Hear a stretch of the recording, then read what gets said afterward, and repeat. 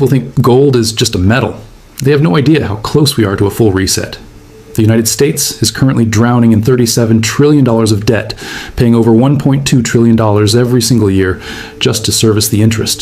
The financial math is officially broken, and there's only one escape route left that doesn't involve a total collapse of society. The terrifying reality is that the government has already signed the order to execute this escape, but they hid the mechanism inside a document that everyone is celebrating. A few days ago, you likely saw the headlines flashing across your screen. Trump signs Strategic Bitcoin Reserve Order. The crypto markets rallied. The influencers cheered. Everyone looked at the right hand, the hand holding the digital future. But you should have been watching the left hand, because buried in that same document, the one millions of people skimmed but almost nobody actually read, is the legal framework for the greatest wealth transfer in American history. The $20 trillion mistake that the media made was assuming this order was about Bitcoin. It's not. It is about strategic reserve assets. That is the specific, carefully chosen legal term used in Section 2. And if you take the time to look at the definitions within the Federal Register, strategic reserve assets includes digital currencies. Why does that specific phrase matter? Because we have seen this exact script play out before. In 1933, President Franklin Roosevelt didn't tell Americans he was going to confiscate their wealth to save the government from bankruptcy. He told them he was acting against hoarding during a national emergency. He used vague bureaucratic language to authorize a direct seizure of private property. The language in Trump's new order is hauntingly similar. It grants the Treasury the authority to acquire, manage, and value these assets for national security purposes. Read that again. National security. When the national debt hits $40 trillion, solvency is national security. They aren't just setting up a Bitcoin wallet, they are building a legal trapdoor to revalue gold. The Bitcoin narrative is simply the cover story, a distraction to get the legislation passed without triggering a nationwide panic. They need a bridge to get from a bankrupt dollar to a tangible asset, and they just built it right in front of your face. But to understand how they will use this to wipe out the debt overnight, you have to stop looking at the debt clock and start looking at the Treasury's secret ledger. To understand how the government plans to solve a $37 trillion problem without admitting bankruptcy, you have to look at the one accounting entry they never discuss in press briefings. It's called the gold certificate account. This is the secret mechanism, the financial nuclear launch key, that allows the Treasury to print trillions of dollars without borrowing a single cent from China, Japan, or the American taxpayer. Here's the magic trick that the Federal Reserve Act allows. Most people assume that if the government wants to spend money, it has to tax you or sell bonds to Wall Street. That is true for everything, except gold. Right now, the United States Treasury holds approximately 261 million ounces of gold. But if you look at their official weekly statement, specifically account 816800003, that gold is valued at a statutory price of $42.22 per ounce. This price was set by public law in 1973 and has never been changed. On the books, the government claims its entire gold hoard is worth a pathetic $11 billion. This $11 billion is represented by gold certificates, pieces of paper issued by the Treasury and held by the Federal Reserve. The Fed holds the paper, the Treasury holds the metal. Now watch the hands. When the President signs the executive order declaring a national economic emergency, the Treasury Secretary exercises his authority to revalue those reserves to market reality. Let's say they set the new price at $20,000 per ounce. The math is instant. The value of the gold on the Treasury's books jumps from $11 billion to roughly $5.2 trillion. Does the Treasury sell the gold to get this cash? No. Do they ship the gold to the Fed? No. They simply print a new stack of gold certificates representing the difference in value. They hand these certificates to the Federal Reserve. By law, the Fed must accept them. And by law, the Fed must credit the U.S. Treasury's general account, the TGA, with the cash equivalent. In a matter of seconds, the Treasury's checking account balance goes from near zero to $5 trillion. No debt is created. No interest is owed. No bond market panic is triggered. It is pure, unencumbered equity created out of thin air, backed by the new official price of the metal sitting in Fort Knox. This is how they wipe out 15% of the national debt in a single afternoon. They don't need to steal your money to pay the debt. They just need to change the price of their own money. And the banking system has already been rewired to accept this new reality. You might be asking yourself, why $20,000? Why not $10,000? Why not $50,000? This is where the story shifts from political theory to cold, hard mathematics. The number $20,000 isn't a random guess. It isn't a speculative bubble target. It is a calculated solution to a specific algebraic equation. To understand the equation, you have to understand what the dollar actually is today. It is a liability. It is a debt note. And right now, the world is losing faith in that note because there are too many of them and not enough collateral. To restore faith, to stop the bond market from collapsing, the Treasury needs to show the world that the dollar is once again good as gold. But they can't do that at the current price. Here's the math they are doing behind closed doors. The United States monetary base, that is the high-powered money, the physical cash, plus the bank reserves held at the Fed, currently sits at approximately $5.5 trillion. This is the foundation of the entire global financial system. If this $5.5 trillion wobbles, the world ends. To stabilize it, the Federal Reserve needs to be able to say, for every dollar of base money we have printed, we have an equivalent amount of gold in the vault. This is called 100% M0 backing. It's the gold standard light. It tells China, Saudi Arabia, and Japan that the dollar isn't just paper. It is a claim on a hard asset. Now, pull out your calculator. Take the monetary base, $500,000, divide it by the U.S. gold reserves, 500,000 ounces. Do the division. The result is $21,132 per ounce. Visual. A calculator screen showing the number $21,032.50 being rounded down to $20,000. That is the shadow price of gold. It is the price required to fully collateralize the U.S. dollar's base money supply. They round it to a clean $20,000 for the official revaluation. This is why the target is so precise. They aren't trying to make you rich. They are solving for X to balance their own checkbook. They need $5 trillion in equity to offset their liabilities. And since they can't print more gold, they simply have to multiply the price of the gold they already have. It is reverse engineered. The outcome, saving the bond market, determines the input, the price of gold. And if you think this is just a theoretical exercise for a whiteboard in an economics class, you're mistaken. This exact mathematical formula has been used before. In fact, it was the primary tool used during the last Great Depression to steal wealth from the public and transfer it directly to the state. The blueprint isn't new. It's 90 years old. If you want to know what the government is going to do next, don't listen to what they say. Look at what they did the last time they were in this exact situation. Because the plan they are rolling out right now isn't new. It is a carbon copy of the 1933 playbook. On April 5th, 1933, President Franklin Roosevelt signed Executive Order 6102. Most history books will tell you this was an emergency measure to stop hoarding. They will tell you that greedy citizens were hiding gold under their mattresses, causing the banking system to collapse. That is a lie. The government didn't confiscate the gold because they wanted to stop hoarding. They confiscated it because they were planning the greatest inside trade in financial history. Here is the timeline of the betrayal. In April 1933, the government forced every American to turn in their gold coins and bullion. If you complied, they paid you the official statutory price, $20.67 per ounce. Patriotic Americans lined up at the banks. They handed over their life savings. They trusted their government. Then, the trap snapped shut. 9 months later, on January 30th, 1934, Roosevelt signed the Gold Reserve Act. This act transferred the title of all that gold to the U.S. Treasury. And the very next day, with the stroke of a pen, Roosevelt revalued gold from $20.67 to $35 per ounce. Do the math. That is a 69% increase overnight. But who got that profit? Did the citizens who turned in their gold get a check for the difference? No. The U.S. Treasury kept every single penny. By revaluing the gold they had just confiscated, the government created $2.8 billion in pure profit instantly. In today's money, that would be hundreds of billions of dollars. They took that windfall profit and deposited it into a special off-book account called the Exchange Stabilization Fund, ESF. This fund still exists today. It is a government slush fund that operates without congressional oversight. It was born from the confiscation of American wealth. This is the precedent. This is the case study. In 1933, they needed to devalue the dollar to save the banking system, so they forced you to sell low so they could revalue high. Today, the numbers are different, but the mechanic is identical. They aren't looking for $2.8 billion anymore. They are looking for $5 trillion. And just like in 1933, they need you to be out of the market before the revaluation happens. They need to hold the asset when the price resets. The 1933 confiscation wasn't a bug in the system, it was the feature.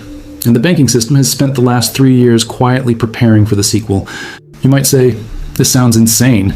The banks would never accept a revaluation like that. It would destroy the financial system. I have news for you. The banks didn't just accept it, they planned it. 3 years ago, a global banking regulation called Basel III went into full effect. Nobody talked about it on the news. It was buried in technical jargon about net stable funding ratios. But it did something critical that cleared the runway for this exact moment. For decades, gold was considered a Tier 3 asset. In banking terms, that means it was viewed as risky, like a speculative stock or a junk bond. If a bank held gold, they were penalized for it. They couldn't count it as 100% collateral. But under the new Basel III rules, allocated physical gold was reclassified as a Tier 1 asset. Do you understand what that means? Tier 1 is the highest possible safety rating in the global banking system. Do you know what else is a Tier 1 asset? Cash. And U.S. Treasuries, the central bankers of the world, the people who run the Bank for International Settlements in Switzerland, unanimously agreed to make gold the legal equivalent of risk-free money on their balance sheets. They did this before the debt crisis spiraled out of control.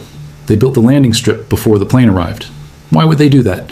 Because if gold is a risky asset and the price jumps to $20,000, it creates volatility that could break the banks. But if gold is a Tier 1 risk-free asset and the price jumps to $20,000, the banks simply become solvent again. Their balance sheets heal instantly. By reclassifying gold as Tier 1, they turned it from a commodity into a currency. They prepared the plumbing of the financial system to handle a massive influx of value from a gold revaluation. They didn't do this for you. They did it so that when the Treasury pulls the trigger, the banks don't collapse. They get bailed out by the very asset they have been quietly accumulating. And here is why you must not own gold through an ETF or a futures contract when this happens. If you think you own gold because you have a ticker symbol in your brokerage account, you're making the same mistake the people in 1933 made. You don't own gold. You own a claim on gold that doesn't exist. The global gold market is a fractional reserve casino. Right now, on the COMEX in New York and the LBMA in London, for every single ounce of physical gold sitting in a vault, there are approximately 200 to 300 ounces of paper gold traded. Hedge funds, banks, and speculators trade these paper contracts back and forth, betting on the price without ever intending to touch a metal bar. They are playing a game of musical chairs, and as long as the music plays, everyone feels rich. But when the Treasury announces the new official price of $20,000, the music stops. Imagine being a bullion bank that has sold 10 million ounces of gold short on paper. You sold gold you didn't have, betting the price would stay stable. Suddenly, the price is fixed at $20,000. You are instantly insolvent. You owe billions of dollars you don't have. You have two choices. Go into the market and buy physical gold to cover your debt, or go bankrupt. Now imagine every bank doing this at the exact same second. It triggers the mother of all short squeezes. The demand for physical metal goes vertical. But here's the catch. Nobody will sell. Why would anyone sell their gold for paper dollars when the dollar is collapsing? The market goes no offer. Liquidity evaporates. And this is when the trap snaps shut on the ETF holders. The exchanges will declare force majeure. This is a clause in the fine print of the contract you didn't read. It says that if physical delivery becomes impossible, they have the right to settle your contract in cash. So, while gold is trading at $20,000 or $30,000 on the black market, your brokerage account will be forcibly cashed out at the last official settlement price. Maybe $4,000, maybe $5,000. You will miss the entire move. You will be paid in the very currency that is becoming worthless, while the physical metal moves entirely out of reach. The paper market burns to the ground, and the only people left standing are those holding the metal in their hands. Now let's talk about the danger, because I know exactly what you're thinking right now. You're thinking, I'll just put my gold in a safe deposit box. The government will never know. I'll keep it in the bank, but off the books. Wrong. If you think a safe deposit box is a private sanctuary, you are believing a myth that was shattered 90 years ago. In 1933, when Roosevelt issued Executive Order 6102, he didn't just ask nicely for the gold. He didn't just rely on voluntary compliance. He issued a federal order to the banks that sealed safe deposit boxes across the country. Imagine walking into your bank on a Tuesday morning. You try to go downstairs to the vault, but the manager stops you. He tells you that under federal emergency regulations, you're not allowed to open your box alone. You have to schedule an appointment. And when you finally get that appointment, guess who is standing in the room with you? An agent from the Internal Revenue Service. This is a matter of historical record. The banks were deputized as agents of the state. You had to open your box in front of a federal witness. If they saw gold coins, gold bullion, or gold certificates, they confiscated them on the spot. They handed you a receipt in paper dollars at the official price. You walked in with real wealth, and you walked out with paper that was about to be devalued by 69%. That was 1933. The government had to physically send men to banks. It was slow, it was messy. Today, in 2025, they don't need a representative in the room. They have the blockchain, they have centralized digital reporting, they have facial recognition in every bank lobby. The moment the new executive order triggers the National Economic Emergency Clause, the banking software itself will lock you out. Your box will be digitally flagged. If you want to access it, you will have to sign a declaration under penalty of perjury that you do not possess prohibited monetary metals. If your gold is in the banking system, even in a locked metal box that you have the key to, it is not your gold. It is their gold. You're just paying the storage fee until they decide to come and get it. They have already written the legal framework to define hoarding not as saving, but as an act of economic sabotage against the national security of the United States. They won't kick down your door on day one. That is the mistake the survivalists make. They expect a sudden, violent raid, but the government is smarter than that. They understand that if they move too fast, they create a black market. Instead, they will use a 4-phase strategy designed to strip you of your wealth voluntarily, bit by bit, until you have no choice but to comply. Phase 1 is the patriotic buyback. This will begin shortly after the strategic reserve framework is finalized. The Treasury will announce a program to purchase gold from American citizens to strengthen the dollar and protect national security. They will offer you the market price, maybe even a 5% premium. They will wrap it in the flag. They will tell you that selling your gold is a duty to your country to help pay down the debt. The weak hands will fold here. People who view gold as just an investment will cash out, happy with their profits, unaware they are selling a life raft to buy a ticket on the Titanic. Phase 2 is regulatory encirclement. Once the voluntary selling slows down, the screws tighten. New regulations will be issued under the guise of anti-money laundering, AML. They will lower the reporting threshold. Right now, dealers often report large cash transactions. Soon, any private sale of gold over $600 could require a digital 1099 form. They won't make gold illegal yet. They will just make it impossible to trade privately. They are building a database of who owns what. If you bought from a major online dealer in the last 5 years, you are already on that list. Phase 3 is taxation by inflation. This is the pressure cooker. Congress will pass a windfall profits tax or an unrealized gains tax specifically targeting precious metals.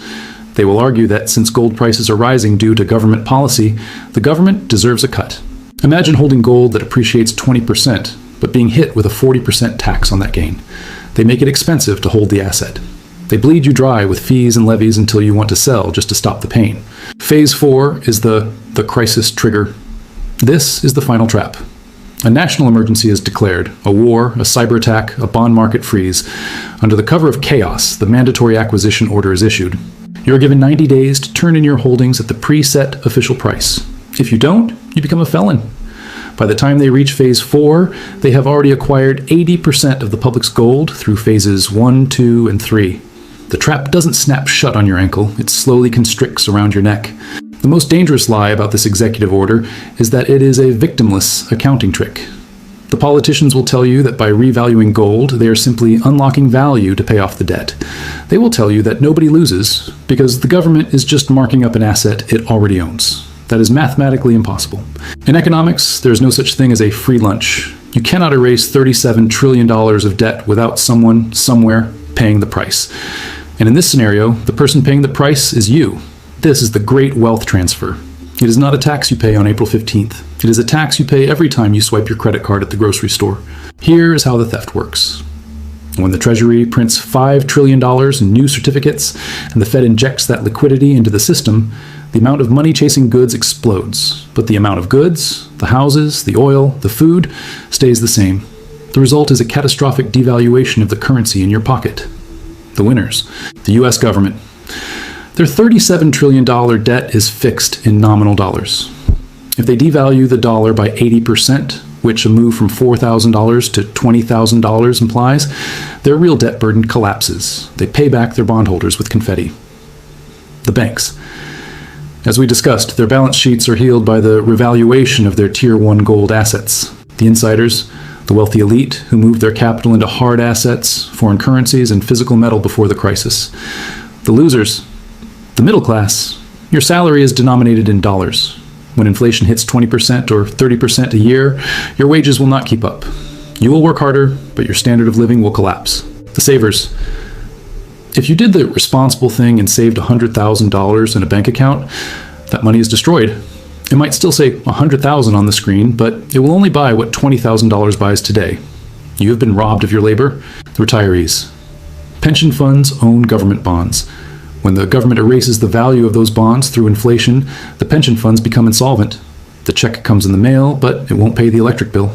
This is called financial repression.